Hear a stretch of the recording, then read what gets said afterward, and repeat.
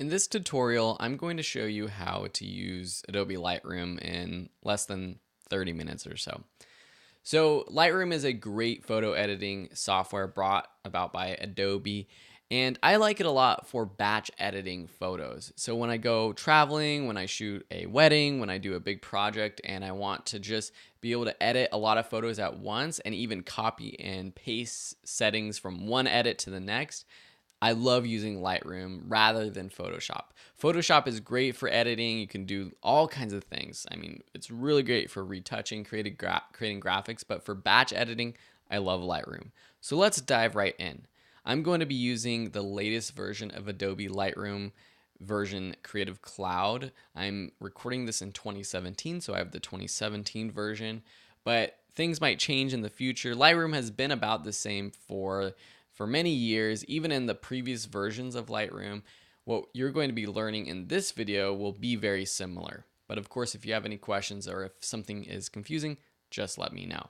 I also have a complete Adobe Lightroom course that covers all the bases from A to Z, and it's a lot longer, goes into depth, lots more practical exercises, project files, that kind of thing if you're interested in that. But right now, I just want to go over the basics and get you started.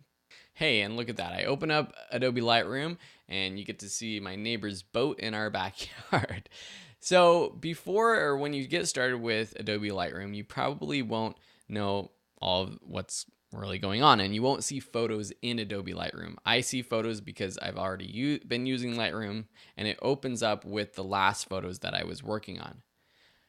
Let's just go over the bases. Let's understand where we are in Lightroom. Up at the top, you have your file menus. This is where you can import, you can do some editing, a lot of organization, but we're not going to be doing much up here other than saving our projects and exporting and opening new files perhaps. Up here in the top right, you have the different tabs for or within Adobe Lightroom. Think of these as different editing rooms. They do different things. The first tab is the library. This is where you can import and organize your photos. The next tab is the develop module where you're actually editing your photos. There are other tabs like map where you can tag your photos around the world, create books, create slideshows. You can customize for printing out or for posting to the web. But today we're just going to be working in the library and develop tab. To be honest, these are the two tabs that I spend 99.9% of my time in Adobe Lightroom. So the first thing you need to know is how to import photos. So we're going to move over to the left. Here's where you have your navigator. This is where you can preview images. In the library room, you have things like a catalog or a folder and a collection. Now, this is kind of confusing because they kind of seem a little bit similar.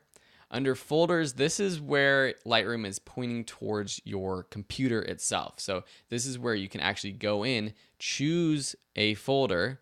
So say I go into my main Macintosh computer. These are folders that I've already imported into Lightroom. So this isn't actually going in to import. These are folders that I've already imported. So you can see that I've imported folders from Temecula, from a Mount Baldy hike, from different weddings. And this is on my computer. Collections are folders that you create within Adobe Lightroom to organize your photos. So say you go on a trip and you want to create a folder of your best photos, you would put them in a collection, not a folder. So a little confusing. To import photos, just click this big import button over here in the bottom left of that little window. And here is where you find photos from different sources. On the left, you can choose a source. So I have my Macintosh, that's my computer, or external hard drives. So for example, I can go to the latest hike that I went on. And here are a few photos from that hike. These are raw photo files, and I really encourage people to shoot in RAW, especially when you're editing them in Lightroom, because it gives you a lot more ability to edit. So I can select the photos that I want to import. They're all already checked on, so it's going to automatically import all of these. But I could also select them here if I don't want to import all of them. Down here in the bottom, there's some convenient buttons to check all of them or uncheck all of them. I can click this button right to the left of check all to preview it larger so I can see a little bit better. On the right hand side, you can choose what you want to do while you import. So with file handling, I usually just leave most of these unchecked, except for don't import suspected duplicates, because Lightroom is referencing photos on your computer or on your hard drive, and it gets a little bit confusing and disorganized if you're re-importing photos from the past that you've already worked on. So I usually have that checked on. And then if you want to automatically add these to a new collection, you can click that Add to Collection button. You can add them to a past collection you've created, or click this little plus sign to add a new collection. So maybe I'll call this Bear Canyon Hike, which is where we were. You can put this inside of a collection set, which you can create later on. And say I have a hikes folder or something like that, I can put that inside of that folder. I'm just going to say create, and then click import. Once I've imported, you see that they appear right here in the middle. They'll also appear down here in this little film strip sort of tab right here down at the bottom. Now, if I go to collections, I can see that I have my Bear Canyon hike. So if I, in the future, am editing or I want to go back to all those photos, I can easily click Bear Canyon hike. I can also go under folders and see that I've imported them under this hike folder, but because the naming of my folders on my computer it's kind of confusing sometimes, I could be better. It's easier to find these just from the collections. Cool. So now I have all my images here. I can scroll through them by clicking this button up here, using the arrow keys to go through them, right or left, or just clicking on them down below. One big aspect of Adobe Lightroom is rating and organizing. So what I usually do is I have a ton of photos, and then I'll bring them all into Lightroom, and then I'll rate them. There's different ways of rating or flagging or labeling photos in Lightroom, and you can figure out what's best for you. They have a simple flag or unflag, or sort of unselect or select. So I can click this little flag button down here if I want to select all the ones that I like, and then the ones that I don't like and perhaps won't edit in the future, I can just uncheck. Or I can give a rating. So that's typically what I'll do. I'll start by going through, I'll rate all the ones that I definitely don't want to edit as 1 star. For the ones that I definitely do want to edit, I'll put as 5 star, for example. And then I'll kind of make up according to what my own judgment. Oh, is this a 5-star photo? Is this a 4-star photo? Maybe 3 stars. I'll edit all of the 3 stars, but 4 and 5 stars are the ones that I will probably post online. You can kind of come up with your own system. For example, I have this photo and this photo. So which one do I like? Which one do I don't? I kind of like this profile shot, this one before. I'll put it at 1 star. This one I'm not going to select, so I'll put 1 star, etc. Now, we have those rated, but how do we actually filter those? Great thing is we have all these filtering options in the bottom right. Right now I have the filters off, but if I click this little filters off drop down, I can choose a rating, I can choose flagged or not. So if I choose rated, that brings up a filter. Right now it's filtered as better or equal to 1 star. So everything that has a star will be appearing here. But say I want to just show the ones that are 3 stars or higher, I can do that. And now that's easy for me to do and just edit these 3 photos without even dealing with the rest. I can always turn off this filter if I want to go back and see all of those photos I've selected. There's also color labels. If you want to use colors, you can easily add a color label along with all of these other labels by right-clicking, set color label, choosing the color that you want to label it as. If we go back to this view where we see all of the photos, you can also set ratings easily this way. By going through, you can set the flag, you can set a star rating or a color rating just right up here. You can even zoom in with this little slider down here, which allows you to get a pretty good preview of the photo. So you don't necessarily have to go into the sort of full screen mode. Cool, so now I have the photos that I've selected and I want to edit. Let's go ahead and start editing. So I'll switch over to the Develop module by clicking this button up here. I can rearrange or close some of these panels if I want. When I'm editing, I usually don't need this whole navigation and collections panel open. So I'll just click this little arrow to the left. If I want even more room, I can kind of close these options at the top by going like so. And at the bottom, I can close down below. So I get this full screen editing view. In my Lightroom, I like having the stats and the information about the photo up here in the top left. To turn that on or off, you can go to View, Loop Info, and then turn on Show Info Overlay or not. If I want to change what is shown, I can choose View Options, and I can choose if I want to show the captured date, the dimensions, the exposure, ISO, lens settings, etc. And if I just press I on my keyboard, I can toggle through those settings. So the date, or I like having this one up so I can see the aperture, the ISO, that kind of information. On the right, we have a number of options. Let me just close down all of these drop-down menus and I can show you all the different options we have for editing. Let's just start at the top and work our way down. We also have a few sort of different types of adjustment brushes up here we can go through as well. Starting with the basic settings, these are all sliders, and the way that you edit any of these effects is either by dragging left or right on the slider, or by clicking the number to the right of the slider and placing in the number that you want, or you can hover your mouse over the slider and press the up or down arrow buttons on your keyboard. And that kind of jumps up the settings at different intervals. So that's a great way to make sort of minor adjustments. If you make a change and you want to undo it, you can just press the undo button, which is Control Z on a PC, Command Z on a Mac. Or say you've gone through, made a lot of changes, you can just double click the sliders to set it back, to reset it. If you want to reset the entire photo, there is this reset button down here, which is cool to know how to do. But sometimes you make a lot of changes and you just want to reset an individual slider. At the top, you have your white balance. So you can adjust the white balance with the sliders, the temperature going from cool to warm, or you can change the tint as well. And sometimes you have to do both, making it more magenta or green. There's also this drop down where you can choose the white balance option from these preset ones. Say you are outside, maybe you want to choose the daylight setting.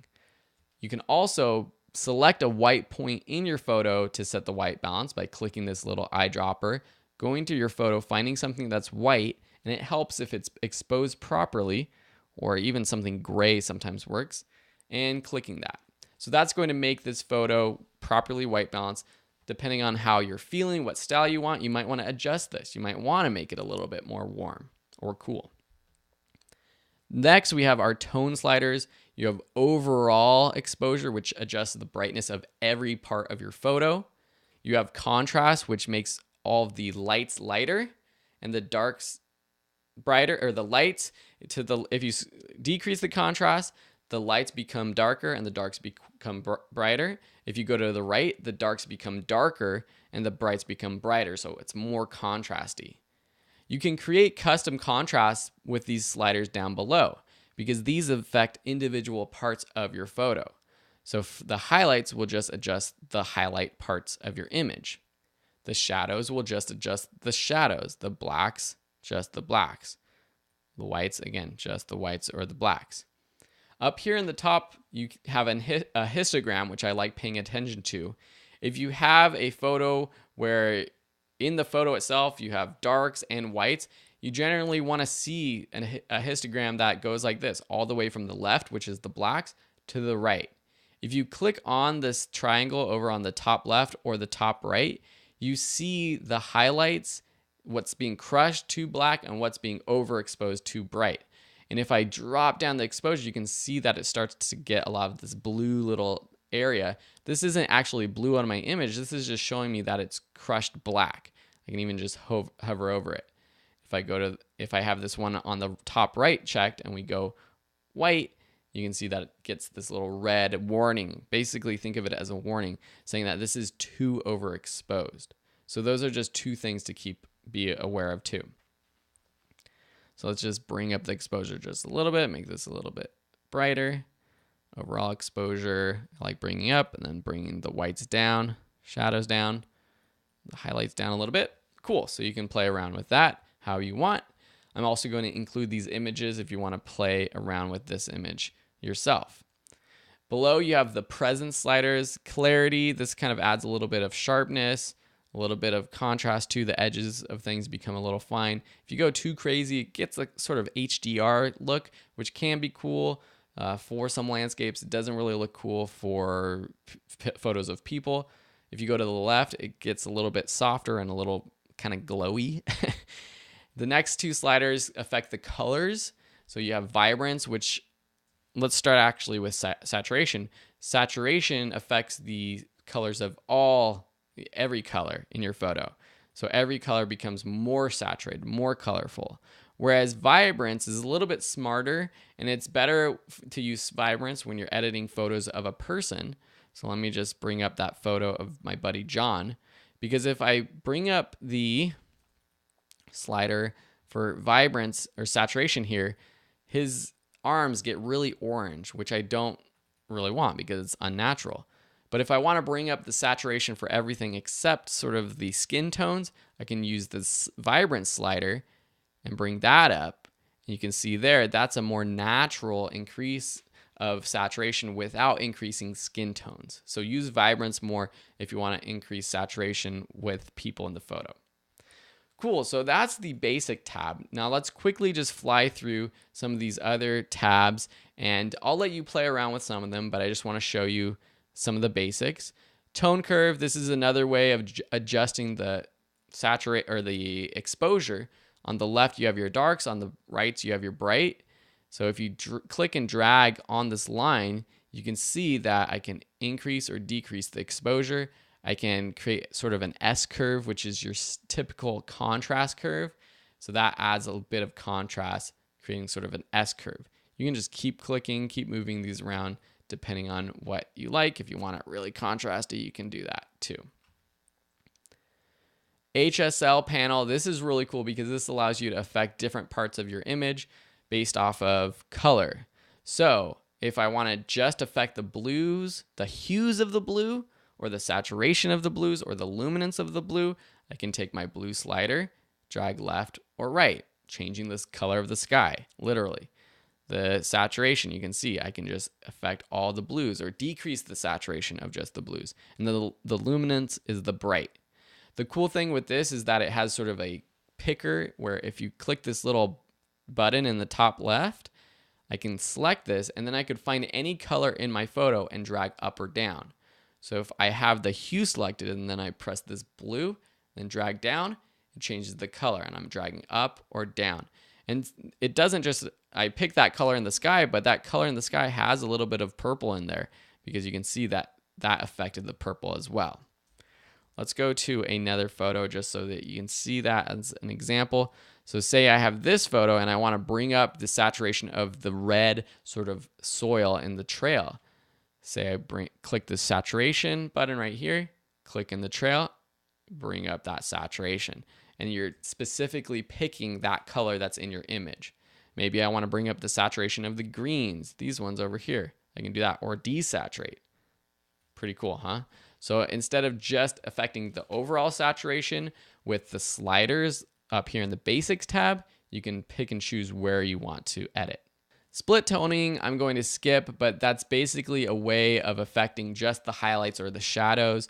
You can see if I adjust the hue and increase the saturation, it's going to affect the highlights up here, okay? So you can play around with that. I usually don't do too much split toning. Detail is where you can sharpen your image or reduce noise.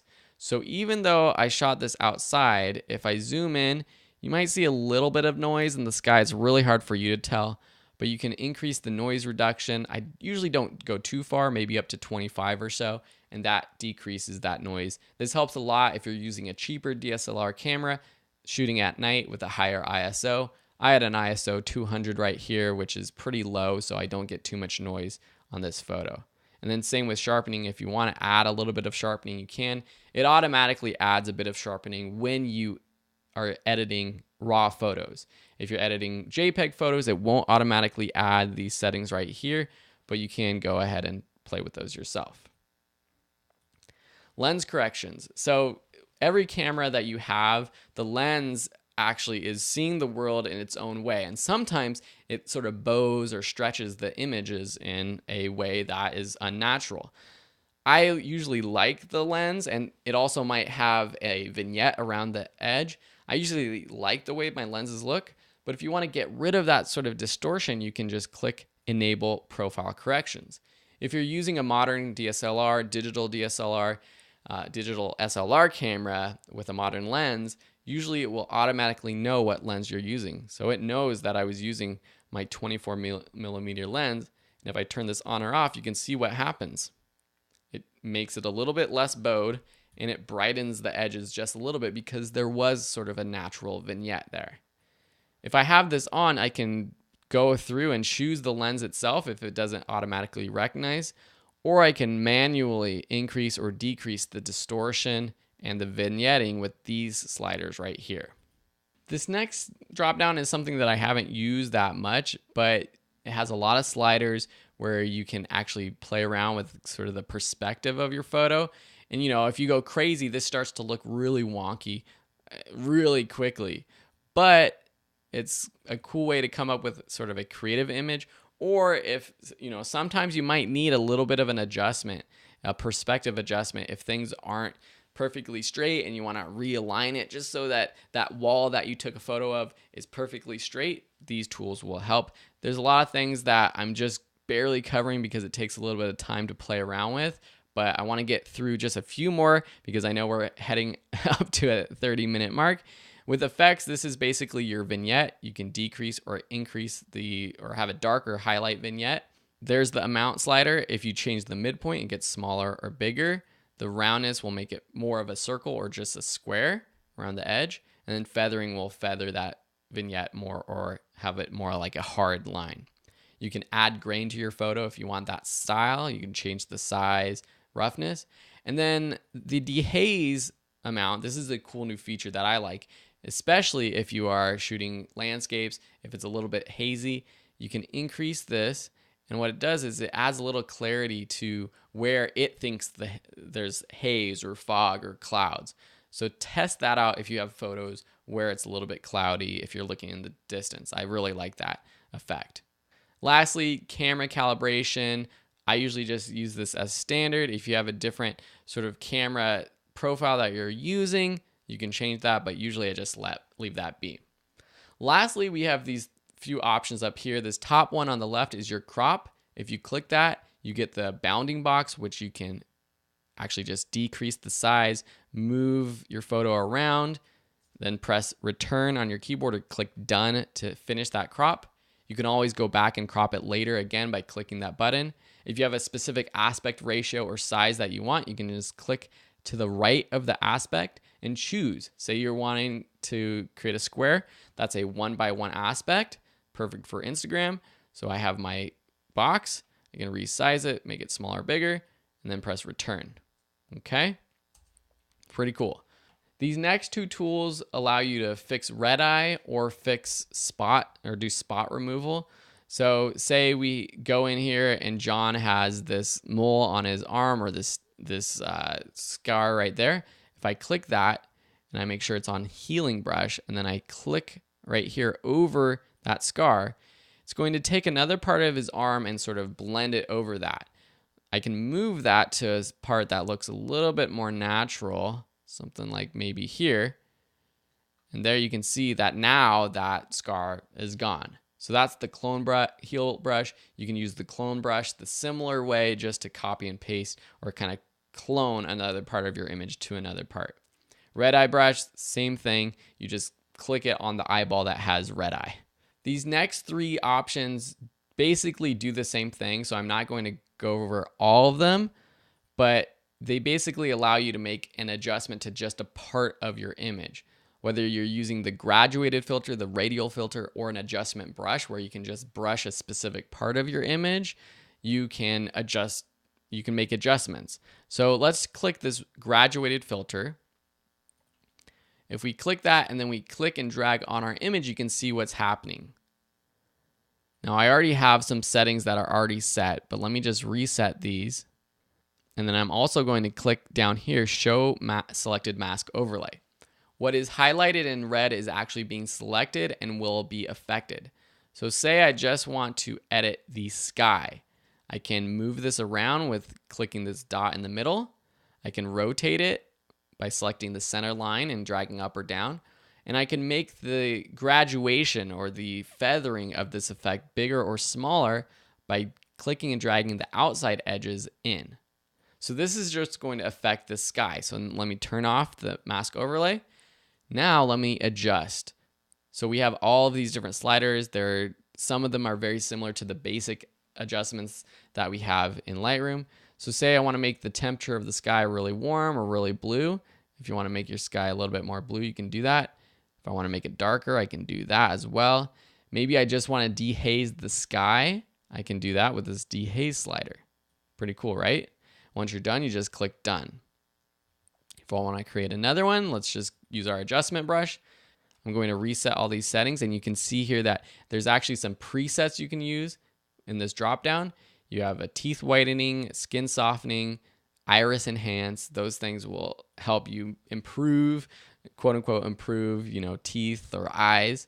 So let me just reset these by double clicking. Now let me adjust my brush with these brush settings. Say I just want to affect this row of mountains back here. I don't really see where I'm going, so I'm going to check show selected mask overlay, paint over, turn that off. Now let's make these a lot more saturated. So I can increase the saturation of just that selection. Click done. If I ever want to go back and edit or delete any of those, I just click on the tool up here. I find the dot where I started, click it, and then delete it. Okay, so you can see minor adjustments that I made. If I already created one, or if I'm editing one and I want to create a new adjustment layer, just click this new button right here and then paint over wherever else you want to go. See here, this is where I painted. That would look crazy, so I'm not going to do that. I'm going to undo that. But those all work very similarly. The radial filter, it's like the graduated filter, but it's a circle, so you can affect everything outside of the circle or everything in the circle. Okay, so those are all the tools that you have. Man, this is a crazy class or crazy tutorial. I don't think I've ever given such an in-depth, just quick tutorial like this. So now you know how to make your adjustments, play around with that. How do you export your images? You can export all of them at once by selecting multiple. I just click one and then shift click the last one to select all of them. Or you can just pick and choose by command clicking the ones that you want to choose, or control if you're on a PC. So let me just select all of them. I go up to File, or I can go back to my Library tab and click Export, or File, Export. Here you have all of the settings. First, you have your location where you want to save it. So I can just choose a new place. I'm just going to put it on my desktop, for example. I can name it, rename these all depending on different sequencing. You can just have it named as the file name. Usually I do a custom name sequence. So I'll just call this hike and then start at number 1, and then it's going to name it hike 1, hike 2, hike 3. Next, you have file settings. Well, you have video, but we're not exporting video, so we don't have anything like that. For file settings, this is where you can choose. Is it a JPEG, PSD, TIFF file? You can limit the size of the file. This might be helpful if you are uploading online and you don't want super large file sizes, but if you're exporting full quality size, just leave that unchecked and leave the quality at 100.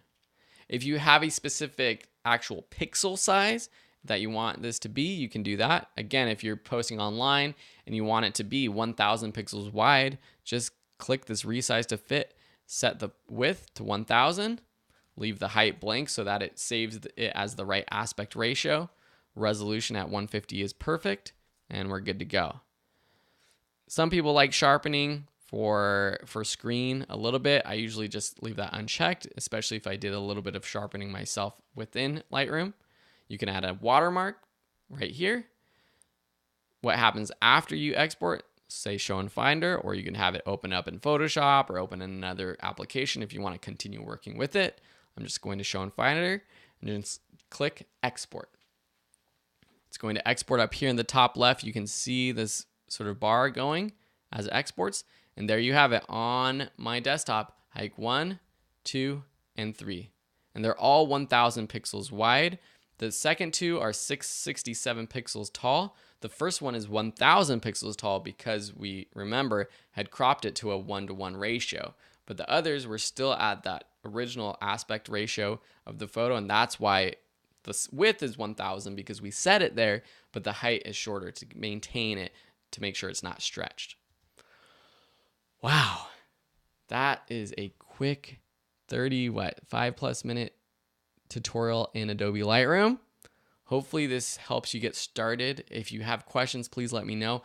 Also, if you want a full Adobe Lightroom course, I have that, and you can go to videoschoolonline.com to find it.